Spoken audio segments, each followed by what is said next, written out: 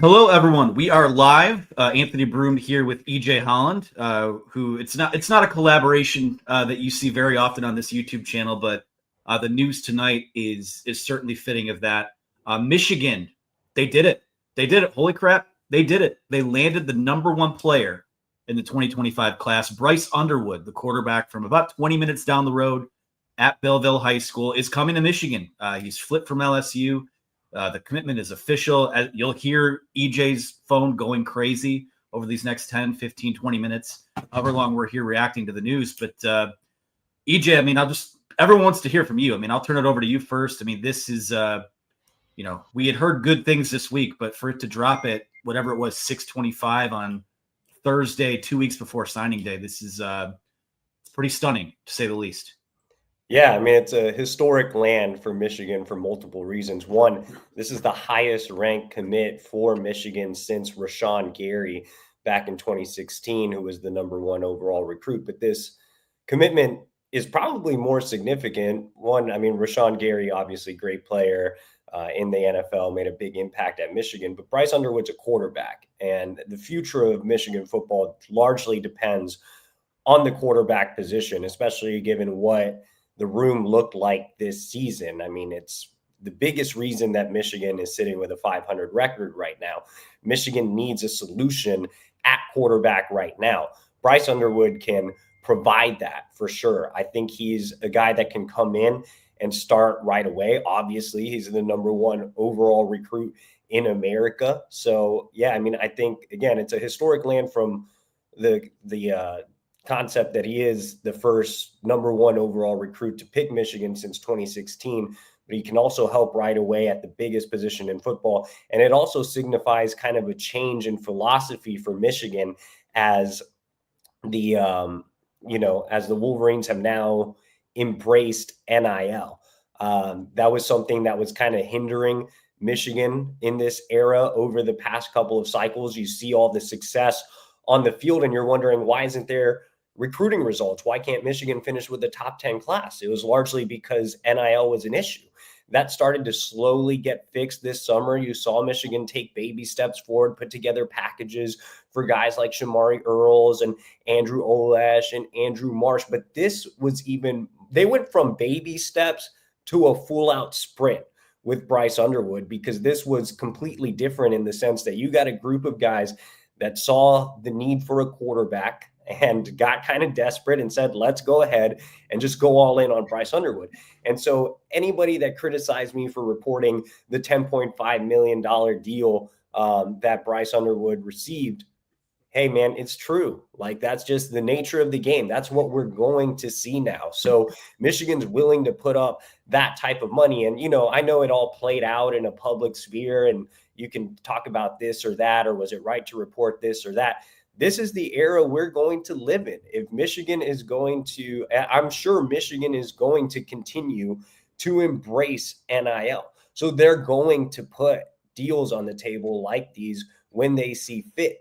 I don't think it's going to be a one-off with Bryce Underwood. I reported earlier this week that Michigan's going all in with NIL for Ty Haywood, 5-star offensive tackle currently committed to Alabama. So I think Bryce Underwood shows that Michigan's serious about NIL, that they are putting $10.5 million deals on the table. Again, I don't care what anybody says. That number was real. So, and actually it was Broom that helped report that number. Well, so let's clarify that real fast. The number had been out there. And I'm not Mr. Newsbreaker over at our site, but I had a well-placed source that had called me and said, whoever was involved with it, this was the number, and they were interested in getting it out there. And I don't know the logistics of who was involved in what, and if that was supposed to get out or not. But again, this is how these recruitments work now. And if you're going to jump into these waters, and we said, from a team perspective, that when you lose a Jim Harbaugh, something that made him so good was, think about all the guys, think about all the strange little corners of the country that you went to see guys like Colston Loveland in Idaho, and the guys that they've gotten from Missouri and some of these other non kind of talent rich areas. Jim Harbaugh had an eye for that. And no disrespect to Sharon Moore, like that's incredibly difficult to replicate. So it was going to have to look different. It was going to have to, you're going to have to beef up your efforts in NIL. You're going to have to beef up, jumping into these kind of high profile commitments. And, to their credit, desperation looks different for everyone, right? Like for Ohio State, it was losing to Michigan 3 years in a row, with that being really the only game that you lost over these last 3 years.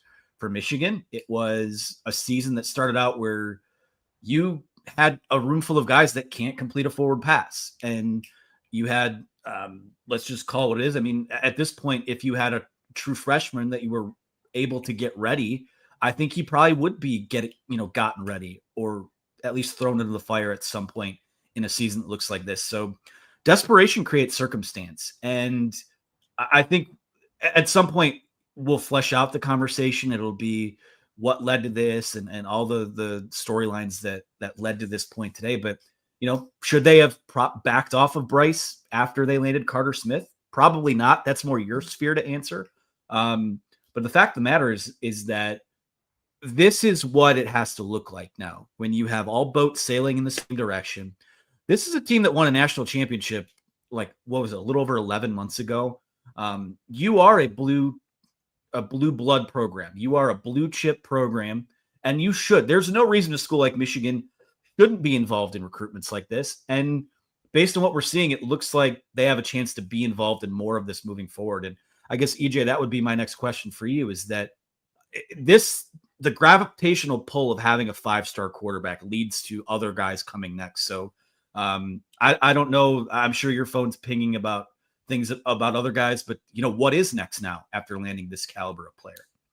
Yeah, definitely. So we had a 1999 super chat. I want to make sure to get to that. Josh Jackson says, "Let's effing go. EJ and AB are the best in the game. Does Meadows come with? Who else is coming to Michigan?" So this is basically what Anthony asked.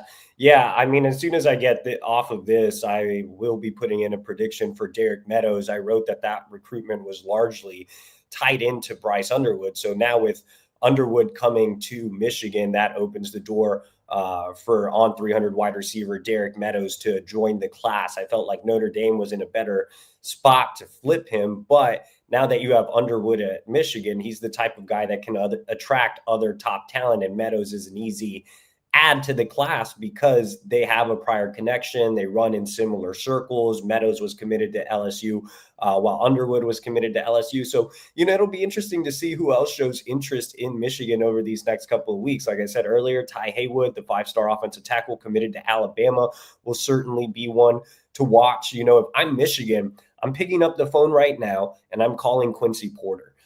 He's a 5-star wide receiver, committed to Ohio State, but has been making other visits, made one to Penn State.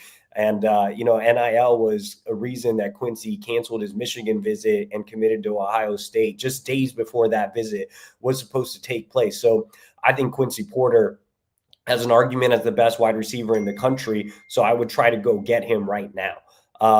So Quincy would be one. And I'm sure there are other guys that aren't even on the offensive side of the ball that you can call, like former Ohio State commit Zaire Mathis, who just decommitted from the Buckeyes, Nathaniel Wusu-Boateng, trying to get him on board. Now, I think that shows winning over Underwood shows Michigan's commitment to the future and winning now and making an impact now. And that's something that's important to Wusu-Boateng, is making an impact immediately. But yeah, I mean, it's just massive all the way around. I don't think you have to limit it to just offensive players. I think Underwood just helped boost Michigan's recruiting profile as a whole. I mean, the last couple of cycles, just finishing outside of the top 10, I just think there wasn't that kind of maybe cool factor with Michigan. I think Underwood brings back some swagger and can get other high-level players, on the team with him. So, yeah, I mean, a lot obviously set to happen over the next couple of weeks. We do have a $9.99 super chat from Josh Jackson, who we appreciate. He says, "This is beautiful. I love it." Austin Carr, 1999, says, "You guys deserve this." So thanks a lot for y'all's, love and support as well. So, AB, I guess I'll throw it to you. I think this is something that people will want to know here before we wrap things up, is with Underwood coming, we all know he can play as a true freshman. He has the talent. But do you think Michigan will still add a transfer portal quarterback? It'll be interesting to see. I think I certainly would if I were them. It's no secret, like if you just look with your eyeballs, that there will probably be some movement out of Michigan's quarterback room. And I'm not going to speculate on names, but just pay attention to things that have gone on this season or what hasn't gone on this season. I think there's going to be room to add a guy, even if it's just like a veteran, like a couple years ago, they bring in Alan Bowman, they brought in Jack Tuttle, and those guys were just supposed to compete for the backup job. I do think that having a high-end veteran backup, and who knows, like Davis Warren might wind up being that guy who's already kind of in-house. So I would expect them to add there. Again, so much of a quarterback success is going to come down to the infrastructure around him too. And just aside from maybe some of the coaching, adjustments that might get made, we'll talk about that stuff later. But, I would expect them to hit the offensive line hard in the transfer portal. Obviously, it looks like you're going to have a solid room of young wide receivers that have, you landed Derrik Meadows. You have that guy with size, a blue chip guy that you don't really have there right now. But this is going to help them add a guy that might be a little more productive, a veteran type of presence. So, the gravitational pull, like I said before, I think is going to be really interesting to keep an eye on because, with these top quarterback, top prospect overall type of guys, there does tend to be that gravitational pull. Just think, the COVID season, you have JJ McCarthy, who wasn't quite the prospect that Bryce Underwood is. And his presence kind of helps you keep that 2021 class intact that now goes out as one of the winningest classes ever at Michigan, and that they'll be celebrated this weekend. So I think you probably hit the portal hard on the offensive line. I think that they will certainly bring in another quarterback somewhere. I could see a wide receiver. And, if we're just kind of talking infrastructure in general, if there's like a lead back that maybe pops his head in the portal, I think that they might look at adding that too. So, again, so much of look around the country, a lot of these freshman quarterbacks, that comes with, there's a growth curve now. Like I don't think that you just automatically win 10, 11 games now. But you have that burden hand of a guy that you can build this team around for the next 2 to 3 years or 3 to 4 years, however long he decides to stay. And that's the biggest thing, is that you have a blue chip prospect, the best prospect in the country at the most consequential position on the field. And that's just an incredible job. All around by everyone that was involved in it. I know it truly does take a village to pull something like this off. And you just got to tip your cap to give credit where credit's due. I think they did an outstanding job. Just to add to that, I do think they'll probably bring in a portal quarterback as well, just because, it'll be interesting to see who stays, who goes. Will Jaden Davis stay, despite being highly touted and everything of that nature? I think the room just needs help in general. And the last question from Devin Scott before we get out of here, because we have a lot to get over on the Wolverine.com. And by the way, guys, if you want even more on the Underwood commitment, want more on the coverage, head over to the Wolverine.com. Use the promo code UM1. That's UM1, and it's $1 for 2 months, I believe, over at the Wolverine.com. So just go over to the Wolverine.com, put in that promo code UM1, and that'll get you $1 for 2 months. But we have some super chats to get to really quick. Devin Scott says, what's your take on what this means for Kurt Campbell? I would think Underwood doesn't commit unless there's some certainty around next year's offensive coordinator. Thanks for the hard work and go blue. I will say on my end that Kurt Campbell definitely had some involvement in this recruitment, but it was largely led by the collective, those putting together the money for this deal, and Sharon Moore. So I am not sure how much Campbell's status will have any impact on Bryce. I think it would be nice for Campbell to maybe stay on staff as a co-OC quarterbacks coach or something of that nature, but I don't really think, the OC plan impacts Bryce too much. I'm sure Sharon has already talked to him about what he has in store or what he's working on behind the scenes. Anything you want to add to that, Bruce? No, I would echo all of that. And also say this, takes a little bit of heat off your OC or whoever's calling plays when you can actually get a forward pass off the play sheet. because of the talent that you have. So I think there are going to be some adjustments. To what extent, it's impossible to know. I mean, you have 2 regular season games left, and who knows? I mean, maybe I'm not saying it's going to happen, but they go 2-0 and the offense breaks out. Maybe it kind of dampens some of the changes that you decide to make. So I'm not sure, but I would think that this is basically, like, I'm not saying they're turning the keys of the program over this kid, but I would have to think that some sort of plan had to be sold in order to get them to sign off on this. Definitely. We have $100 super chat from Gago Blue One. He says, Jim Rome stinks here from the fort. Have some holiday beers on me, boys. Thanks for all the hard work, and go Blue. We appreciate that a lot. I think that's the biggest super chat I've ever seen. Maybe AB's gotten some more on his show, but we appreciate that a lot, man. It means a lot to us, for all of you guys. Let me just say this. I haven't seen them flow in like this since probably that first win against Ohio State in 2021. So that's the kind of night it is. I mean, maybe who knows? This might be the type of night that has those type of ramifications for what the next couple of years could be.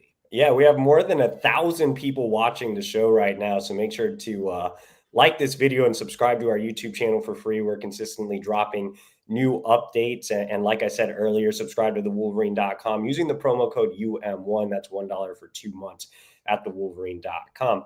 Josh Jackson says, if we get Meadows, what are we ranked in the 2025 class? Assuming Moore fires Campbell this offseason, does that affect any commitments?